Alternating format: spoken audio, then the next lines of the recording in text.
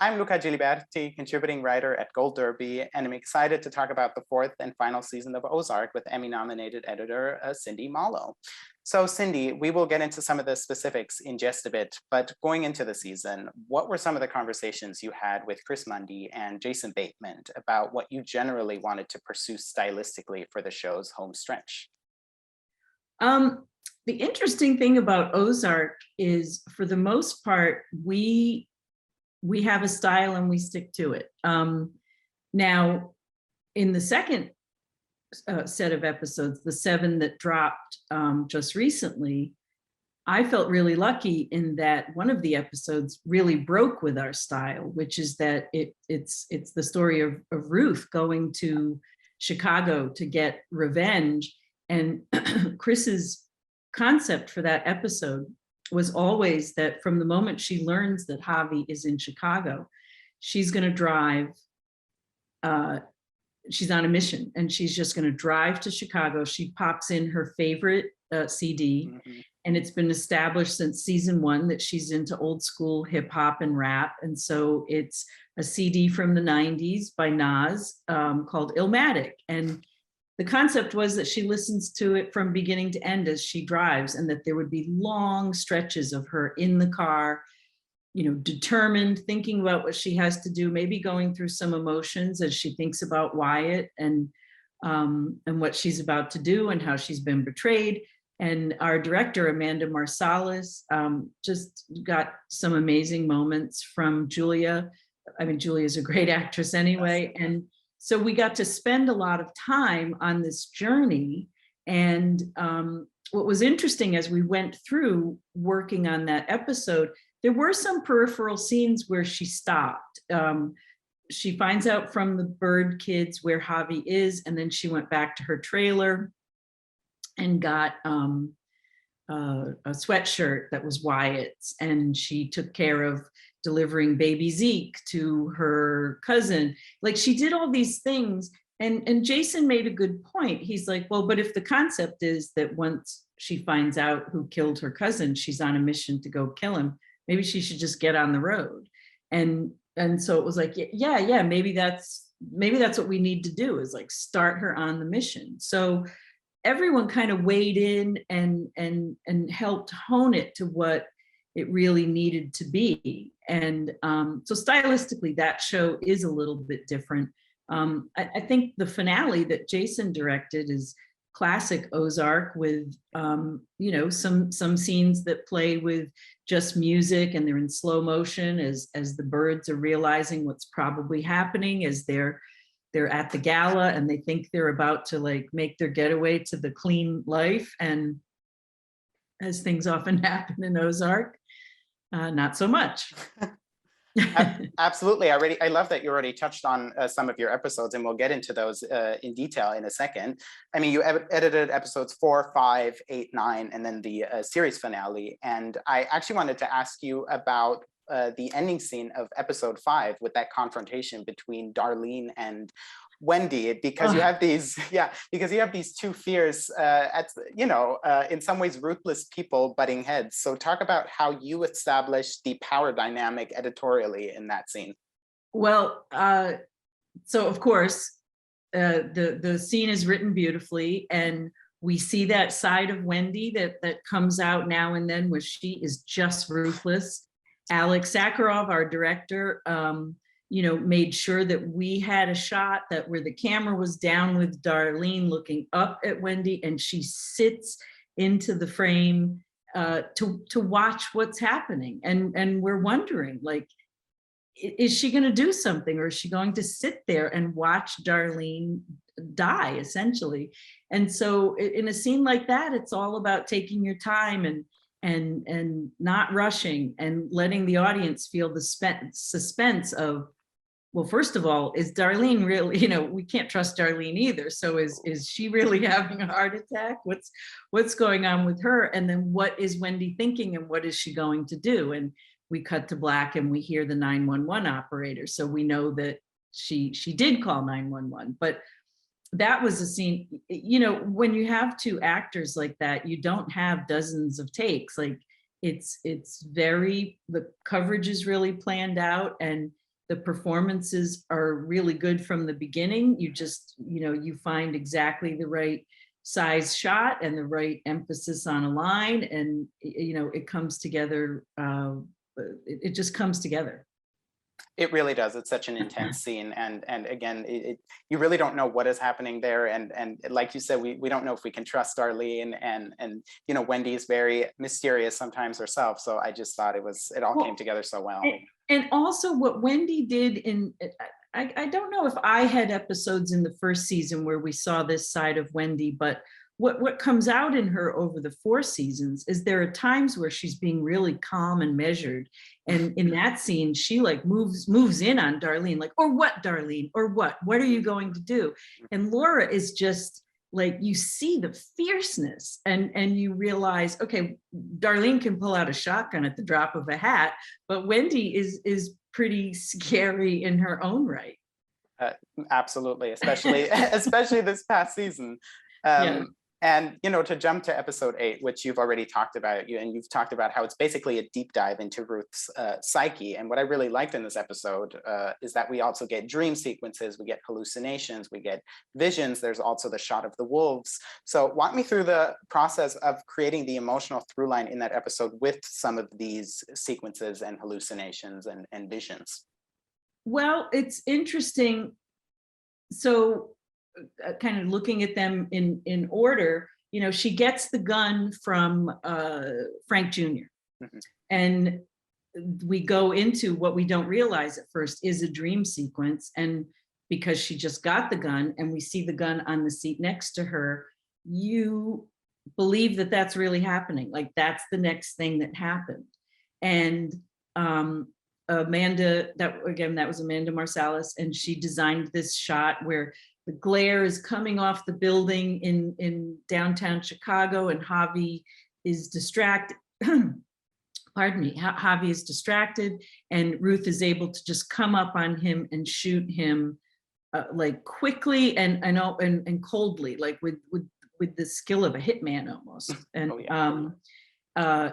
And then she comes to, and you realize, oh, that hasn't happened yet. In fact, she's not in Chicago yet. Okay, all right.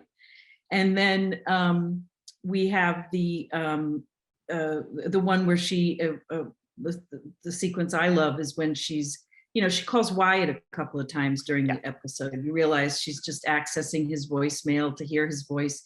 And she's telling him like why she's so angry with the birds. This is after she failed to get Javi in the middle of the street, and she couldn't go through with it. And she's like, they've got our life. Why? They're looking at houses, they're making business connections, and look where we are. We're screwed. And when she walks, because we're hearing her voice so intimately, when she walks up onto the lawn of that house, you fully believe that she is there. And it's like, okay, she didn't get Javi, but she's going to kill them. And if you're not looking at your episode counter to realize there are going to be 6 more episodes, maybe you're really fearing that that's what's going to happen. And she comes out of that. And but then she does go and pull them out of the restaurant, and she's like on her mission. And the Bobcats in the middle of the street, she's up all night. She gets to Chicago, she has to wait until the next morning, but she really doesn't want to sleep because, as the lyric says, sleep is the cousin of death. She doesn't want to fail on her mission. She wants to stay focused, and she's hallucinating about this, these animals that were a part of, I think it was beginning of season 2 where she let them go. Yeah. Right. And they were the miscalculated purchase of her uncle's. I can't remember if they were both female or both male, but they weren't going to be able to breed. So it was just, maybe it was there to remind her of another Langmore screw up. But it just puts us in this fragile state of mind that she is, she's there on a mission, but she's not really a killer. This is a traumatic thing for her. And then, obviously that leads to the climax of the episode when Ruth does kill Javi. And it's shot from a very interesting perspective and then features that great exchange of looks between Ruth and Marty and Wendy afterwards. So what was important to you when putting together the entire sequence from the build up to it to its immediate aftermath?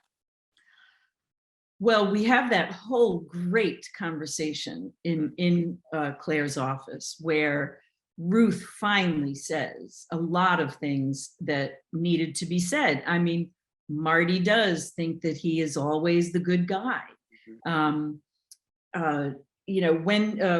Wendy realizes, like, why is he apologizing to Ruth? And in the restaurant earlier, when Wendy Marty says in front of Wendy, "I told you to go home," and she looks at him like, "Oh my God, you knew she was here." So like secrets are revealed.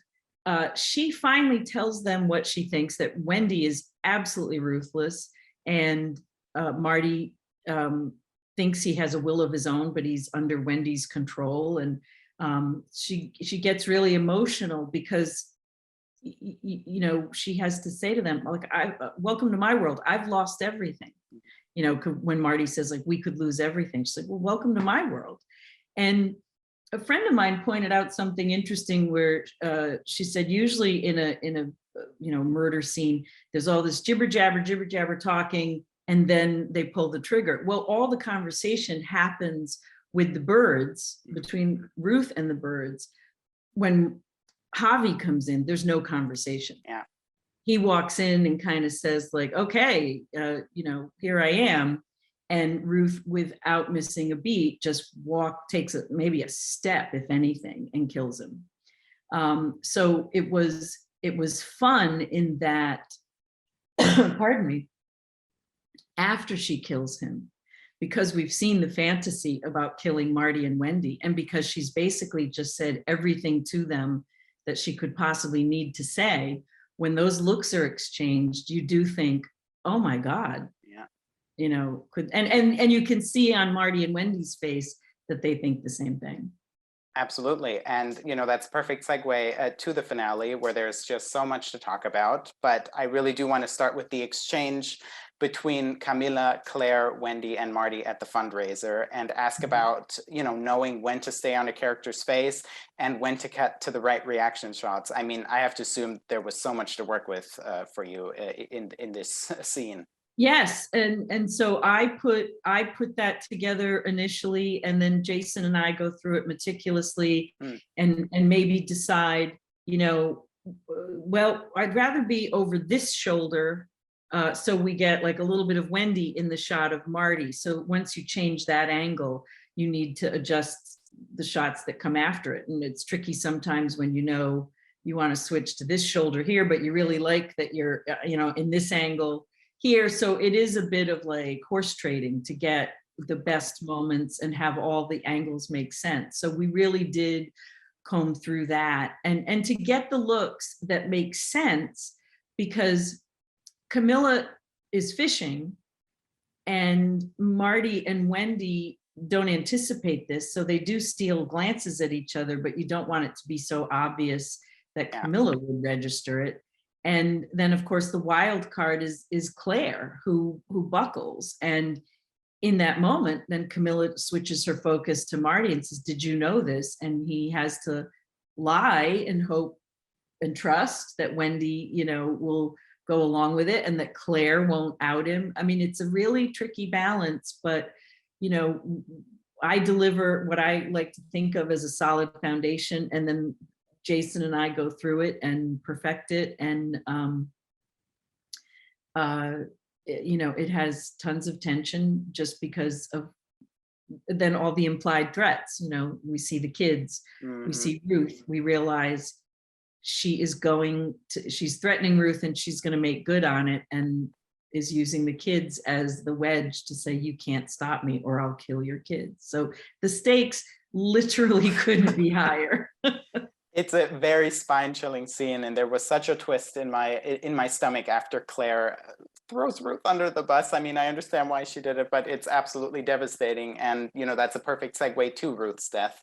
I mean, it's certainly not the first tragic death scene that you edited together for this show, but she was such a beloved character and has basically, or was basically there since day one. So with that in mind, how did you try to honor Ruth from an editorial standpoint as you were putting together her swan song? You know, Chris Mundy always designed that scene that you know, Ruth, I think what we all love about Ruth, in addition to her very colorful cursing, is that from the first time we meet her in the first season, if you think about it, the Langmores all accost Marty in this public bathroom in an abandoned park or something on that island where he's gone to get the money that Ruth has stolen. And she is scary. She's this tiny girl who probably at the time was, I think, meant to be 19. And she is the scariest person in that scene and remained tough, even as she suffered like really emotional traumas and we put her through hell, poor Ruth. Chris wanted her to go out the way she came into the series, like defiant and tough, and in fact choosing to take it on her own terms. Like she's standing there, and when she realizes there's no one around, Camilla's got a gun, she knows that she killed Javi, and she just stands up to her full height, such as it is, and squares her shoulders and you know, basically says, you know, go ahead. And there's this long pause, and then she just screams, you know, go ahead and do it. Like, if that isn't the most kind of heroic way to go, you know, if you've got to kill one of your babies, one of your darlings, give her a great final scene. That's exactly how I felt. I mean, again, it's devastating, but I was so, once she, you know, I was just so satisfied when I saw how she was going to go out. And it's such a perfect way to, you know, wrap up her arc. Truly. And she's there at the place she always lived, you know, the place that she was trying to make into this fancy home with a pool and a driveway you don't have to turn around in, and that beautiful white dress, you know, it was, if someone ever said like, well, oh God, you killed Ruth, it's like, yeah, but she got the most amazing send-off ever. So absolutely, she went out with a bang, truly. uh-huh. And of course, we go from there to the show's final moments, which are loaded with ambiguity. So talk about the responsibility of dissecting the, you know, thematic undertone that Chris Mundy and Jason Bateman, who directed the episode, were aiming for with that ending, and then translating it in the editing room. So that was a complicated moment to navigate, certainly, because you know, you think about it and okay, if this thing really happened, like if this was reality, and this man is threatening you that he knows everything, and your son with a gun hears this, like he would probably come out and just blow the guy away as quickly as possible to just save his family, save his parents. But maybe because we are a drama, we're not real life, we're not a documentary, let's spend a little time with this. And, you know, Wendy sees that her kids come in behind Mel. And so when he says, you know, you don't get to walk away, now it's been a couple of months, I've forgotten his dialogue a little bit, but where he says like, the world doesn't work like that, you know, you don't get to just do what you want to do. And Wendy, because she sees the kids behind him with a gun, she's like, well, who says? Oh, why is it that way? And then we see Jonah there with the gun. It was interesting. I had forgotten, even as someone on the show, I had forgotten that he hadn't actually killed anyone yet. You know, I get because that, yeah. Yeah, in season 1, Buddy killed Garcia when he was in the house and threatening them. So, you know, you realize, oh my God, this is crossing another another boundary. Mhm. He will be forever changed. The family will likely be saved. And you see that the parents are kind of like, I mean, they're sacrificing their son in that moment. Like, you've got to do this. It's what Wendy says all the time. Like, I'm doing this so we'll be safe. I'm doing this to protect the family. And essentially that's what Jonah is doing. But when we cut to black, I like to think that people will go, oh, wow. So Jonah just killed someone. That's not good. That's not good for the future of him or the family, really. They get away as always. It's a temporary solution to get out of that moment. But your mind starts to reel like, okay, I guess they go to the crematorium and they get rid of this guy too, but there's always someone who shows up again. You just realize it's going to, yes, they got out at the end, but is it clean? Is it the ending they would have wanted? No, it's, they're forever changed. So there's a lot there, and, which is why we take our time so that when we cut to black, we like to think that the audience is with us thinking what we're thinking. Mhm. I really think it's a great ending. It's one that really encapsulates what the show has always been about, and also what a nice bookend for you, or to your journey on the show, since you got to edit both the pilot and then the series finale. I hadn't really thought of it until we were in the middle of the 4th season, and they hadn't yet assigned the last couple of episodes. And when I realized I would be doing the finale and that I had done the first 2, I don't think of myself as a completist, but it somehow mattered to me. Like, it felt really cool that I would get to see the journey through. And I get emotional talking about it. It was it was a great journey. And no, of course, well, congratulations on completing this show and completing that journey. And on this final season, it was such a wild ride, and it was such a pleasure to speak to you today about the show. Oh, thank you so much for your interest. It's I'll be talking about Ozark on street corners for the rest of my career.